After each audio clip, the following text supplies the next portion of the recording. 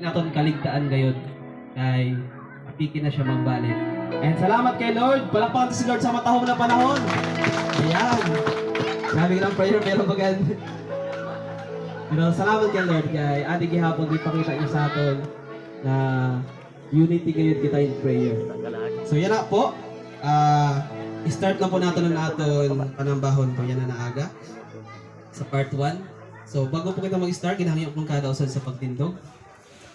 Ginahangyo ko po si Brother Jonathan para sa opening prayer.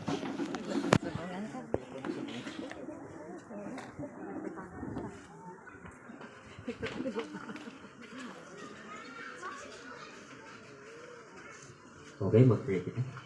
Yes, Father God in heaven, salamat Lord sa ninakagahon na di kami niyan Lord nagkatipon para mag-umaw, nag-worship sa imo tubangan.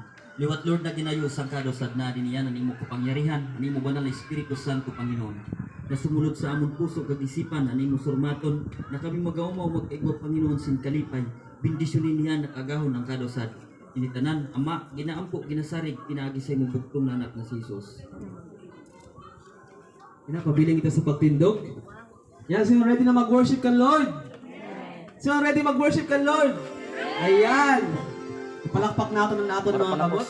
Gagamitin ka natin ang aton lawas Sobra na sa naman. pag-umaw. Dapat 60 seconds. Kung gusto mo maglukso, kung gusto mo magpalakpak,